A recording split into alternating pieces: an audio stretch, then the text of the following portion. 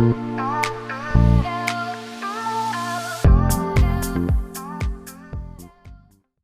there, bitches. Welcome back to And World Peace. I'm your host, Maggie Gehlsen-Burnett. A couple of housekeeping items before we get into today's episode. First, my sincere apologies for my audio during this episode. My old podcasting mic fucked around and found out and took a huge shit last week. So I recorded this without any of my typical equipment, but I believe that we will all be fine, and just bear with me here. A couple of ways that you can support the show if you didn't hear our last episode. So the first is that And World Peace is now on Patreon. It's patreon.com/andworldpeace. It is a way for you to support the show on a monthly basis while getting access to exclusive content that you wouldn't normally through Spotify or Apple Podcasts or wherever you listen to the show. The second way to support the show is through Spotify listener support, which is directly through Spotify. It is a one-time donation to the show. Of course, both of these things are not required. They are just ways for you to show your support if you want. The last is that I totally failed to mention this in previous episodes, but this link has been in the last few episodes' show notes, that if you are looking for a way to support those affected by the Israel-Hamas war, there is a link in our show notes to make a monetary donation to those efforts. So if you're looking for something to do, then you can find that in the show notes. I am so excited about today's guest on the show.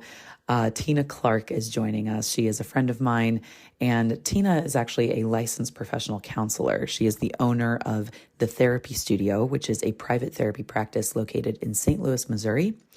She works with high-achieving women on issues related to trauma, career, stress, and self-identity. She has a special interest in working with female small business owners and entrepreneurs. She lives in the city with her husband, 2 dogs, 2 cats, and her current foster dog. In her free time, Tina is either traveling, fostering puppies, or working on her next business venture, Brain Salt, which we'll talk about on today's episode. So without further ado, let's get into the show and welcome Tina to And World Peace.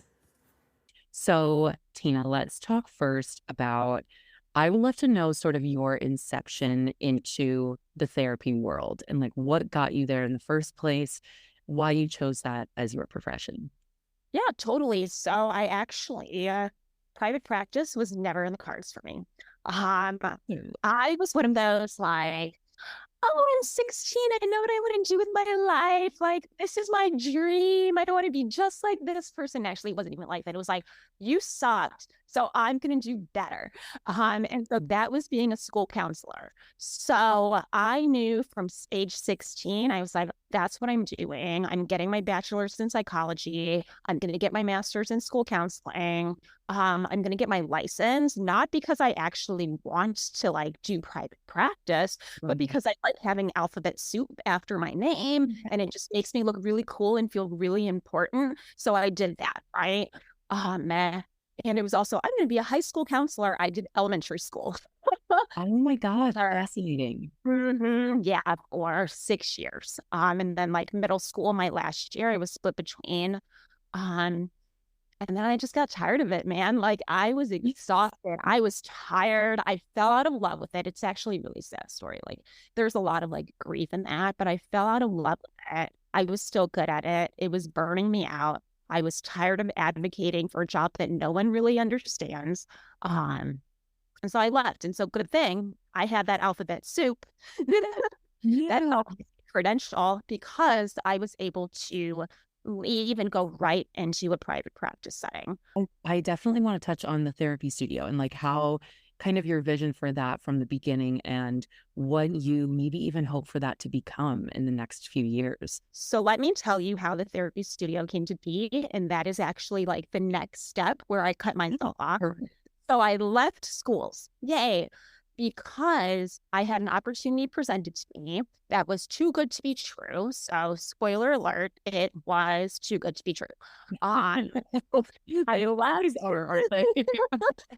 left schools, accepted this offer to be in a group private practice, was promised a lot of things, was promised like sunshine, rainbows, happiness, millions of dollars, and it was all a scam.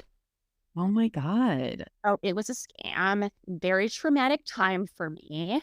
And so I knew that I needed to have my own thing in order. Yeah. So it wasn't, there's no like bright shining, like, oh my gosh, like I really just wanted to open my own place.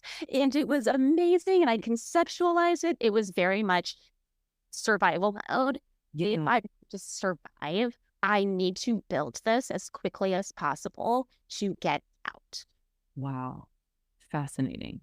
So like what all therapists I feel like talk about this like nervous system regulation, and you can't, I've even seen a few therapists allude to the fact that you can't be in your authenticity or be in your truth if you're like in survival mode. So what do you think that looked like for you when you were building this brand and this business in kind of that state of like survival mode? You know, like what sort of, I guess, prompted you to keep going, you know, in those moments? Because I wanted to live. Like, Yeah. and I'm not joking you. Like that was, and like I'm like getting emotional because it was traumatic for me. Yeah, sure. It was a very abusive situation. I was making literally $3 a month.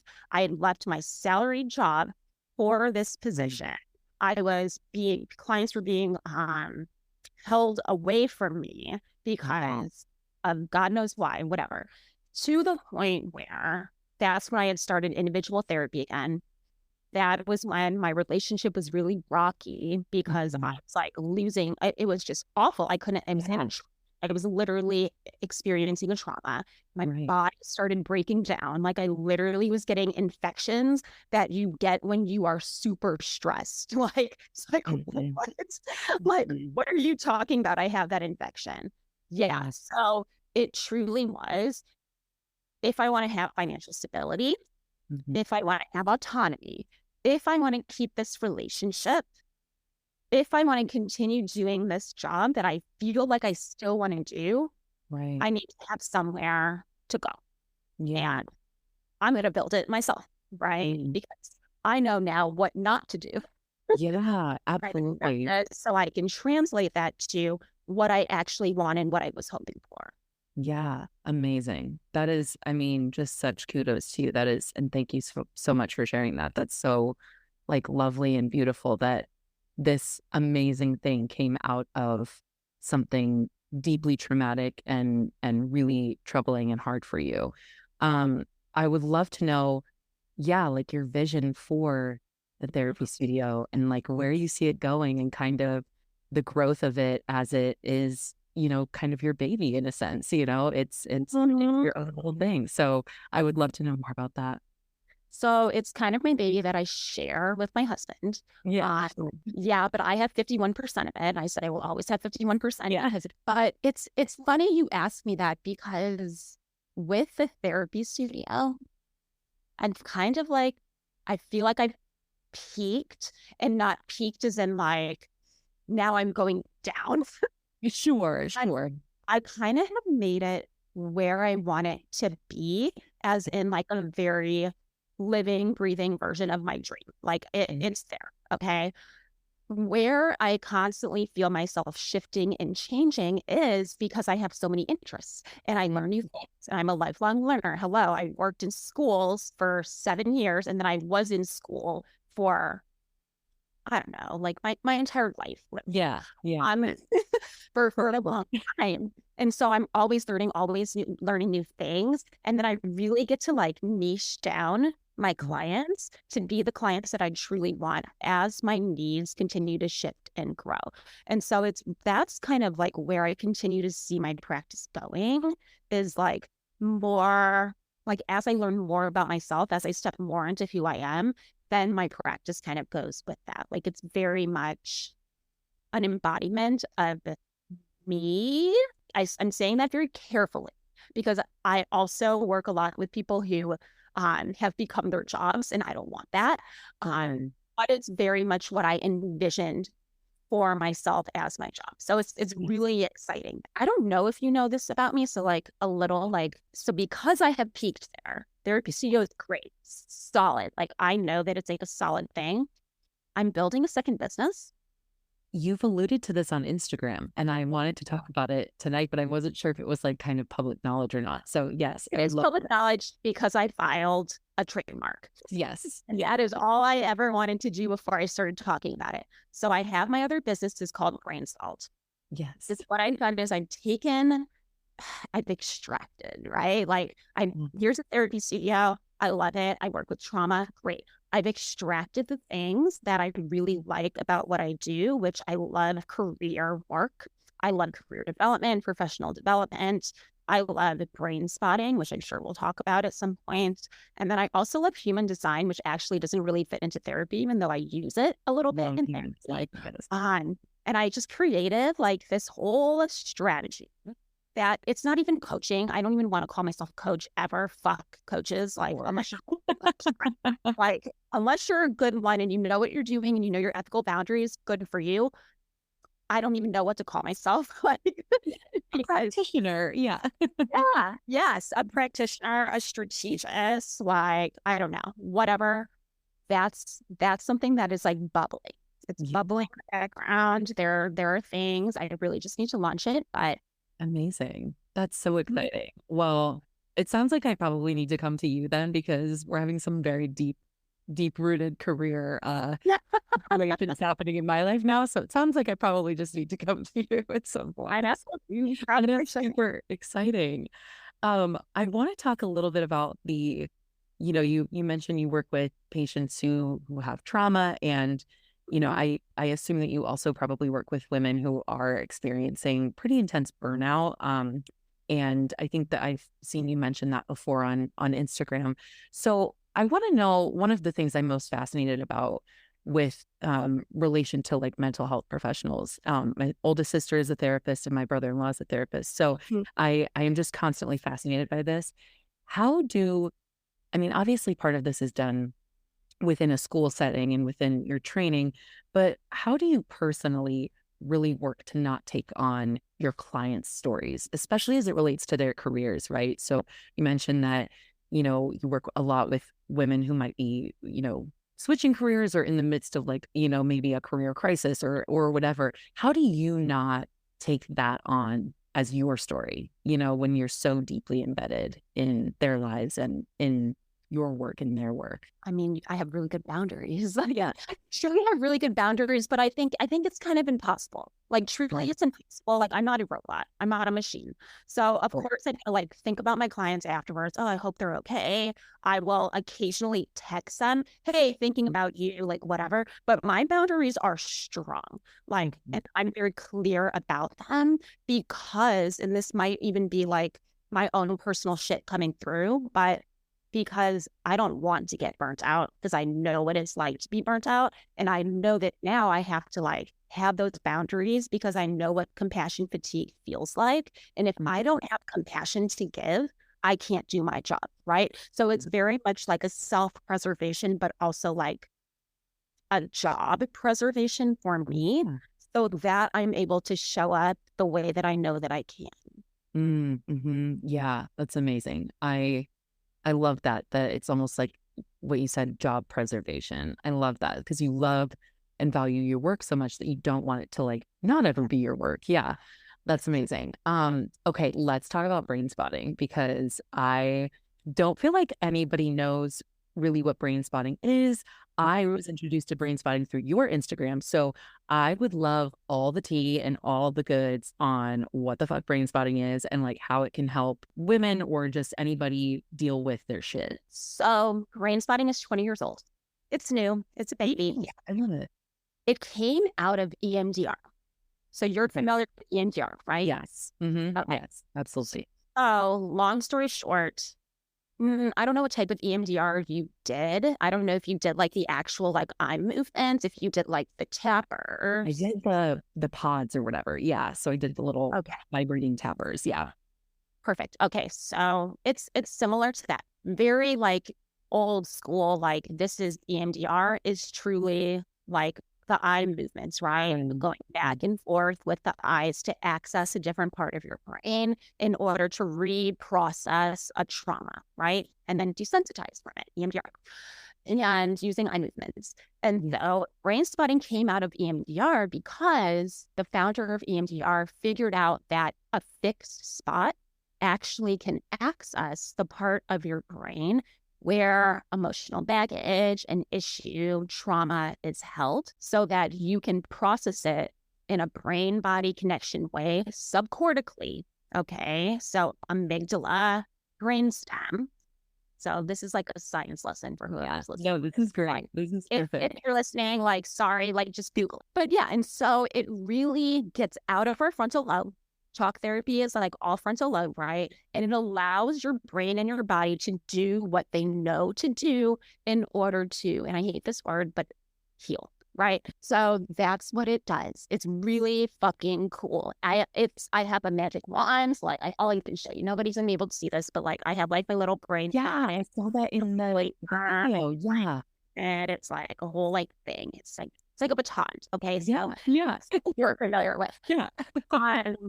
Yeah, and so you can use it for all sorts of things. Obviously, it was like created for the use of trauma, but you can use it for, like I said, like career exploration. Like you can use it for expansion. Like I want to feel more of this feeling. I want to experience more of this thing. You can use it in group settings. You can use it in like couples sessions, right? To really just work on all of those things that we just can't access with our frontal lobe. That is amazing. Like, and maybe, I could be totally off base here. I feel like we've probably only just skimmed the surface in terms of like neuroscience and what we're able to process in our brains. Like, I just feel like there's so much left to be discovered, which is equally as exciting, I think, as it is scary and kind of, a little fear. It's scary, but I'm like super excited about it. And like I use so many metaphors, like Stranger Things, going to the upside down, like Alice in Wonderland, going into Wonderland, right? Like it is truly so incredible what our brains are capable of, and we just don't know because the brain, and like I'm really nerding out right now. Oh, I love it. Is the only organ in your body that you can't transplant because you don't know enough about it. We don't know enough about it. Wild. That is so insane. I literally didn't even think about that it's the only, it would be the only organ we can't transplant. That is crazy. Oh, that is so neat. Okay, so let's go on to another question I have, which is, okay, wait, you mentioned, I do want to double down on this quick before we completely move on. You mentioned human design in Brain Salt being a part of it. Okay, tell me what you love about human design. And I like fucking nerd out on human design. I just got an app a couple of days ago. And I've been like, with this whole career thing, I've been like, oh my God, this is why I am the way that I am. Like, what do you love about it? What do I love about it? Everything. Yeah, it's so cool. I love everything. I love every single thing about it. I love how complex it is, yet so simple it is. I love that it's a bazillion, I think it's six different systems all stacked on top of each other to create human design. I love how detailed it can get. I love how it identifies your strengths. I love how it identifies like your shadow side, like whatever. Like I'm really not woo, but that's the best way. Your areas of improvement, things to be like, yes, things exactly. to be aware of. Yeah. It's a science too. And so like I really consider it a science because it truly is. It's very much like astrology is a science. Astrology isn't like something you believe in. It's literally this fucking science of where the planets are in the sky, like, and what that means.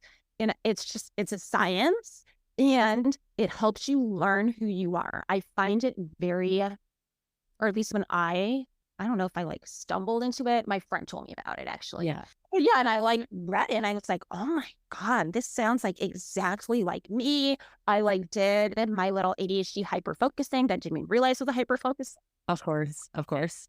Amazing. I love it. I just think it's so cool. I feel like it told me so much about myself that I had been wondering in like kind of, for lack of better term, sort of just like packaged up in a like little pretty way. Like, here's all the shit that like you didn't know about yourself that you were probably wondering like what's going on here. And I just love it, especially as it relates to career and, sort of vocation and what you're supposed to be doing with your life, which I just love. So I'm a generator. You're a generator, not a manifesting generator? That's So right. I thought for a while that I was a manifesting generator, and I could be totally, I should check to be sure that I have my exact birth time in there, correct? But yeah, apparently I'm a generator. That's what the app told me today. And yeah, it's just like wild to see that like generators, it has to be like a full body yes, right? Like when we're doing something, it's like if it's not a hell yes, it's a hell no.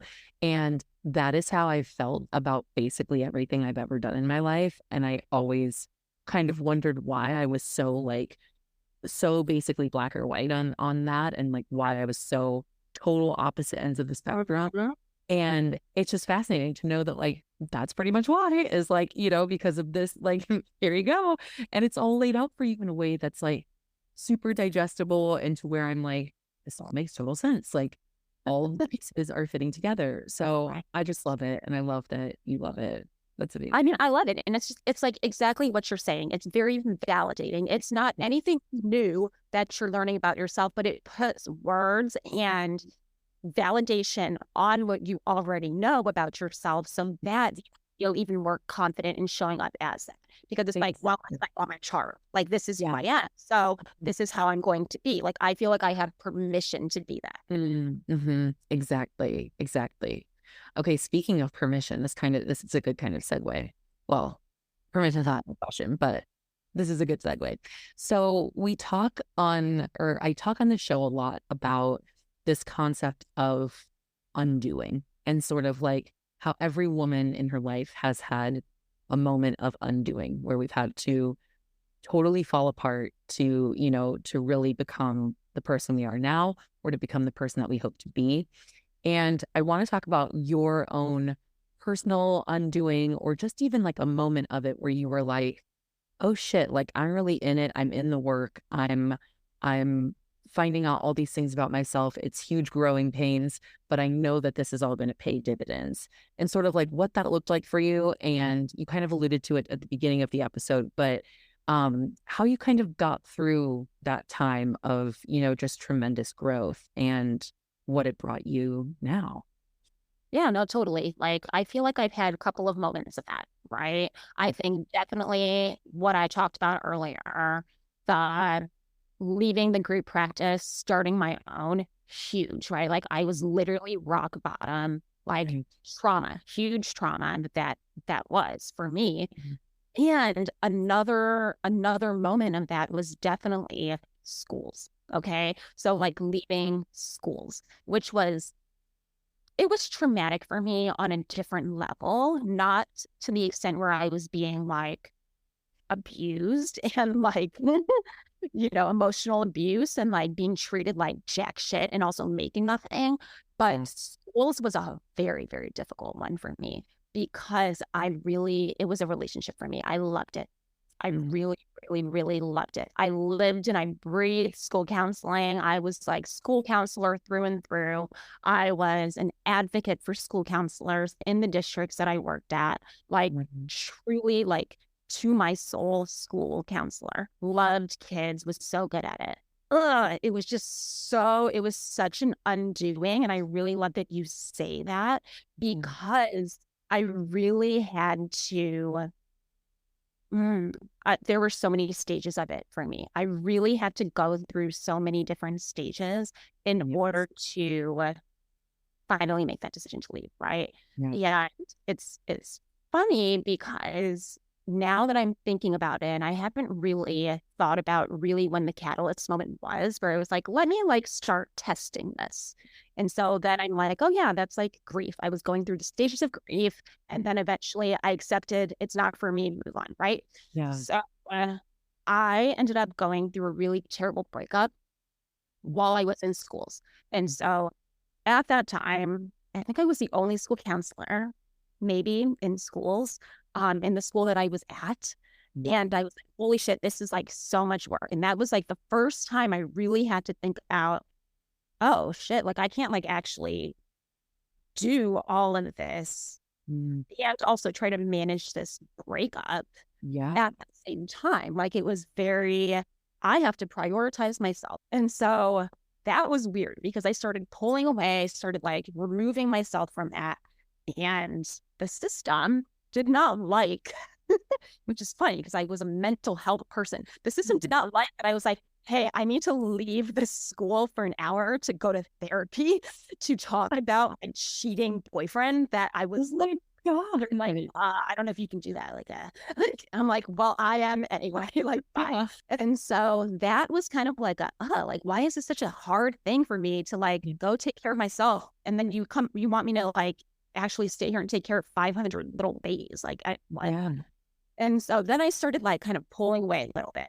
Then they helped me on the next year and they added a part-time counselor person. Guess what? I spent the whole year having to train someone how to do my fucking job. Yeah. Okay. Exactly. Like, I'm like he was lovely, but he was coming from high school to an elementary school. Like, oh my God, like, do you know how much work that is? As I'm still dealing with the fallout of this relationship, like it was a rough year for me. Then I was like, oh, I just don't want to do this anymore. The vice principal was a bitch. I just couldn't handle her. And so then I was like, yes, you can, I will take this offer that they gave me to be put in the 2 highest behavior schools in the district because I'm really good at behaviors. All right. I'm great. Awesome. Did that. Fucking awful. I was like, okay, that's it. I have to leave this district, going to a different one. Anyway, long story short, I gave it one more year. They fucked me before the school year even started, went back on something they promised me. I was done. I was out. Really, truly, this very uncomfortable, slow stages of undoing. But I'm really glad that I did that because I think otherwise I would have regretted leaving or like had like, what am I trying to think of? Like, the one that got away, always thinking about like, what if I things differently? I exhausted every fucking opinion or every freaking option. Yeah. No, totally. I think like that's so common. Like, or, I think one of the coolest parts about sort of this undoing that we talk about that I think most women that at least that will be on this show have had, and that I know in my life is sort of like how complex it all is, how sticky it all is, but how like, I don't know, just how every option is almost always exhausted in the process and how it never is like one thing that leads them to that moment. It's always like a multitude of things that snowball on top of each other to where they're like, I'm fucking done and I'm doing it different this time. So I love that. So kind of on the flip side of that, and you didn't really say this, but I'm assuming that this may have been true for you at the time. So I want to talk about burnout specifically in women, because I discovered this year that I read a book called Burnout by yeah, and great book. And I read Come As You Are, and then I was like, I'll move on to her next book. So I want to talk about burnout in women because I know it presents differently typically than it does for males. So how often do you deal with burnout in your clients' lives? How often have you dealt with it yourself?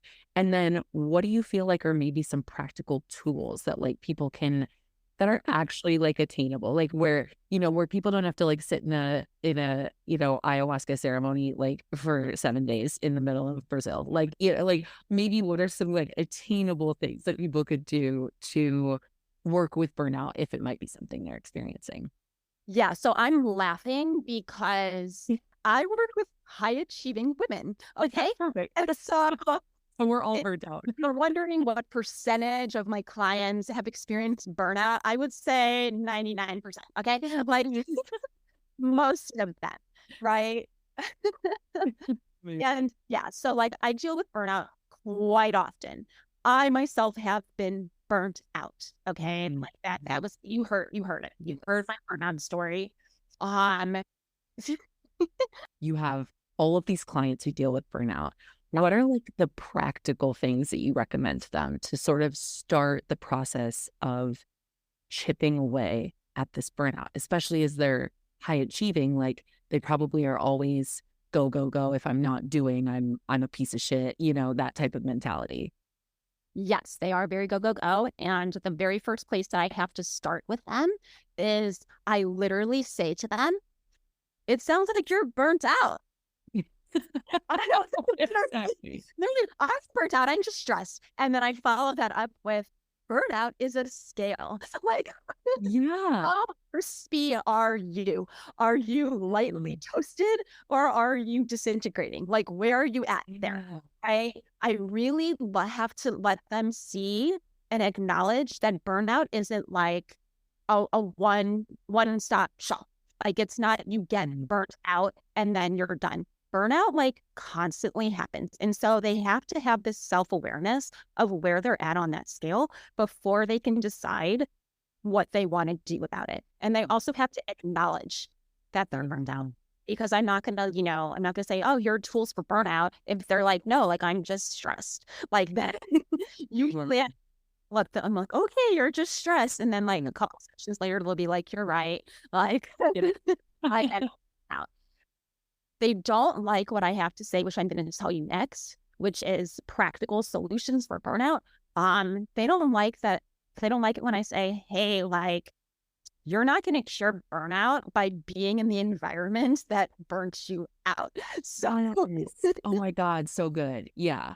Yeah, like, and people are like, how can I make it better? What can I do? Like, how can I and I'm like, you need to do not that. And you need to remove yourself from this environment. Yeah. Then at the same time, I also know that that's not always possible for people, right? Like that's very much a luxury. And I'm sure that you have experienced this too, because I have seen some of your job struggles. Oh yeah. In pageantry.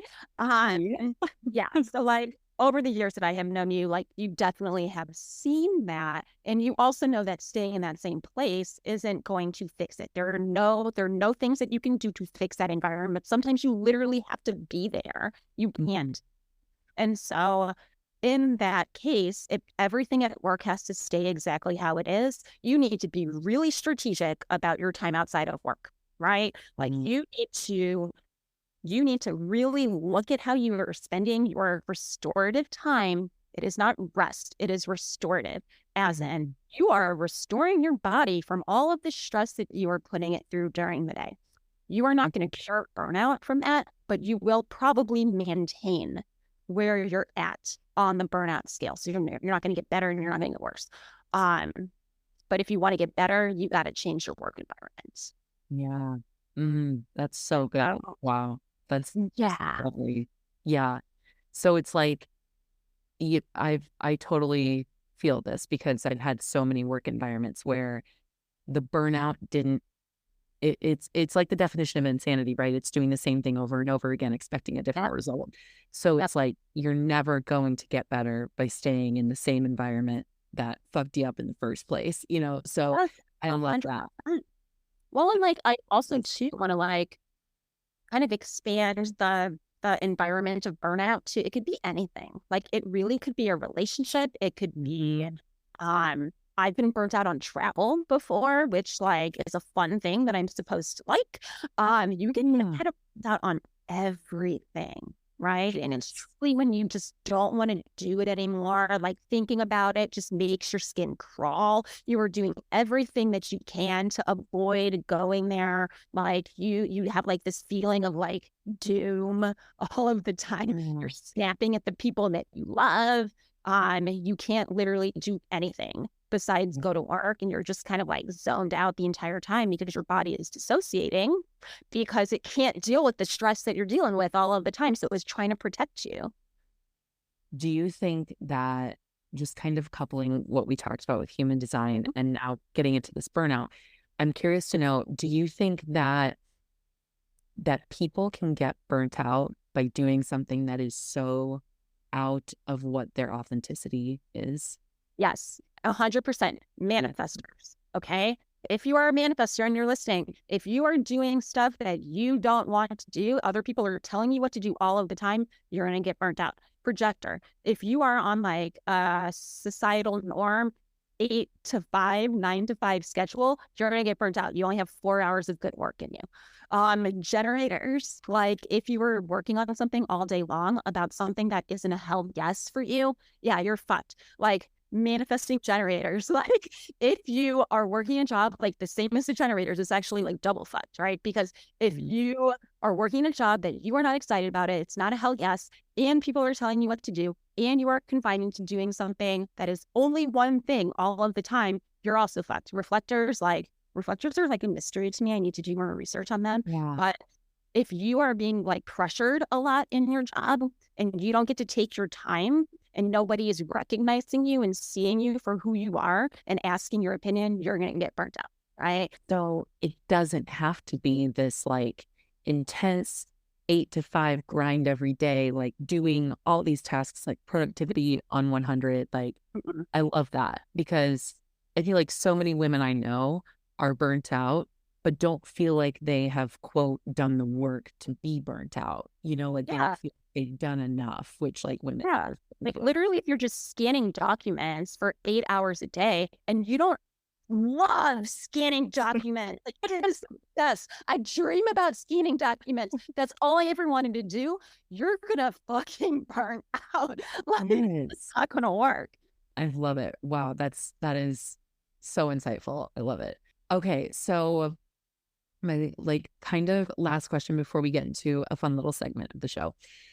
Does everybody truly need to be in therapy? What is your take on that? Oh, what a terrible question to ask me. That is, like, how am I supposed to answer that? But like, okay, I need to know from a therapist perspective. I don't know if I can. I'm so biased. I don't think that everybody has to be in therapy for the rest of their lives. Okay. I do think that everyone could benefit from therapy. I think what therapy looks like to them in terms of how they approach it can be really different. So, like, honestly, I'm saying no. Some people are therapy ride or die people. They are always in therapy. They constantly need that to maintain and improve their quality of life, right? That's fine. There are some people who are like, I love going to therapy. I go for a specific thing, and then I take a break, and then I have another thing, or I need a booster, and then they come back, right? And then there are some people who go and they're like, I really have this phobia, and I need to get rid of this phobia. Once that phobia is gone, I don't need to come anymore, right? I think that yes, everybody does need to be in therapy, but I think you get to decide what you want that to look like and for how long you want that to look like and what type of therapy person you are. Love that. Love that. Yeah, because I feel like, I mean, I'm a perpetual, like, I will probably always be in therapy. I just like, like, there are times where I hate my sessions, but there are times where I'm like, can't wait to see old Christine today. Like, you know, it's like part of my thing, you know. But no, so I love that answer. That's great. Okay, last thing, and then we'll get into the world war and world peace section. So the big thing right now, I feel like on TikTok and on Instagram, and all the Instagram therapists are talking about it, is like, quote, nervous system regulation. It's kind of hot, like trigger word right now. Yes. So what are ways that you like to nourish your own nervous system, and ways that you found to just be really thoughtful, intentional, like loving ways to nourish your system? So, central nervous system. You have the sympathetic nervous system, and then you have parasympathetic nervous system. They are both equally important in order for your health, right? We, as a society, as women, suck at dropping into our parasympathetic nervous system, especially if you are a high achiever. Let me do all of these things. I'm super successful, whatever, because you're always in your sympathetic nervous system, having cortisol coursing through your body so that you can get all these things done. And then people are rewarding you and complimenting you for all of this hard work and amazing things that you're doing. Well, we need to drop more in the parasympathetic nervous system, which is the part of your nervous system that allows you to rest and digest. That is where you're actually going to restore from all of the stress that you are putting your body through all day, right? So yeah, like literally like dropping into your parasympathetic nervous system. Like for me, because I'm really trying so hard to kind of bridge my like brain body connection, learning my body, I'm a data girl. Okay. I have my Aura ring. I really love it. It gives me so much data. It tells me my HRV, which is your heart rate variability, which is a really good indicator of the stress that your body's holding on, and also all of these other like health related factors. The higher it is, the better it is. The lower it is, you need to see someone. Like, right. So really a lot of what I have been doing is, especially right now, is learning how to breathe better, learning how to tap into the actual benefits of breathing so that my body can start resting so that it can restore. Right. So that's a big thing. Yeah. Another thing that I am starting to do is it has to do with the HRV, right? And it's like biofeedback. And so really learning, and I don't have it on me right now, but I have something called Heart Math. It's a Heart Math inner balance device, and it trains you to really listen to your body and learn how to develop higher coherence, which is your body's ability to regulate heart rate and breath, right? Amazing. Wow. I can't wait to place a fat online order for both my Aura Ring, which has been on my wish list forever, and Heart Math. I'm so excited for these. I work with my nutritionist, and there's so much that you can do prior to eating, like just like breathing a little bit and really allowing your body to not be so stressed as you're eating so that you can digest it better and so that you don't have all of these GI issues that the entire internet markets to. Yeah, exactly. So that you can really like let your body do what it knows how it needs to do if you just let it get to that parasympathetic place. Amazing. I love it. Okay, this has been so informative, so wonderful. I want to get into the section of the show called World War or World Peace. So this is where you tell me if you think that the mentioned topic warrants world war or world peace. And it's really just like if it brings a peace or a war with inside you. So don't feel like, this is like globally, but I want to know your opinions on these things. And I can't wait because I put this list together for you a few days ago. And I was like, wow, I'm really excited for your opinions on these. Okay. So the first one is, I believe this is her last name, but Dr. Nicole LaPera, the holistic psychiatrist or psychologist on Instagram. I got to unfollow her on everything. I followed her on like every platform. I think my facial expression showed it all for all of you who cannot see them. She's not great. Yeah, she's like, okay, she's had so much tea like surrounding her in the last like year or so. And I have a hilarious story about her because I bought her first book like when it came out like 3 years ago.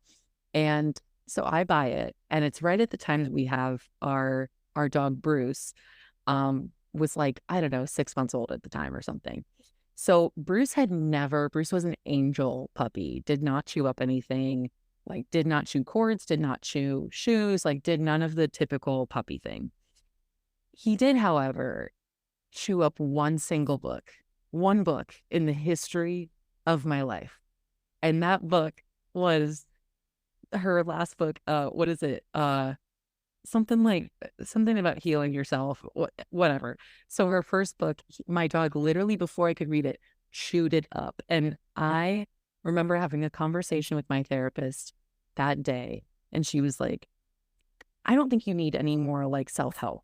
Like, I think you're good on the self-help front. And then I came home later that day and the book was chewed up and I never read it. And so I was sort of like, I feel like maybe my dog knew better than I did at the time. Literally, Bruce knew what you needed. He was like, you sure as hell don't need this. Like, dogs now intuitive. Amazing. Okay, cool. So we've established that. Okay, the second one is the DSM-5. And feel free to explain it for people, for listeners who may not know what the DSM-5 is. Yeah, okay. So the DSM-5 is basically the mental health diagnostic Bible of disorders that exist. You know, I'm a little bit more world peace on this one. I think it serves a purpose. I think it definitely serves a bit of a framework. I don't really diagnose people. I don't take insurance, so like I don't really have to fuck with it very much. But I think it serves a purpose just to like kind of put words to some of the things that people are experiencing. But I also don't think it's an end all be all. And like even with ADHD, right? The diagnostic criteria doesn't mention anything about emotional dysregulation, but that is a huge thing with ADHD, especially for women. So, what's up with that? I think they actually removed it from the criteria at some point. Like it used to be there, and then they removed it, which doesn't make any sense because it's like very much a thing. Yeah. Fascinating. Okay. Love that. That's a great answer. I would have like, if I were in, I feel like a practitioner's shoes, I would probably feel the same way. Like, I feel like it like serves a purpose, but it's also like not the absolute of absolutes for mental health diagnostic information. Okay. And the last one, speaking of ADD, ADHD, when people say I'm so ADD or I'm so OCD without a clinical diagnosis, like when someone cleans their house and they're like, I'm so OCD that I have to do this thing. And you're like, I mean, it's very cringy. Like I would say, yeah, they like World War because like, what the fuck are you talking about? Like you like understand the words that are coming out of your mouth. Like that could be offensive. Like you need to be informed before you start throwing around these adjectives that are actual diagnoses that people might. That could potentially dysregulate the person that you're talking to if they have ADHD, because it's like, well, let me tell you how difficult my life has been. Your life been this difficult? Okay, shut the fuck up. Like, yeah, exactly. I love it. Perfect.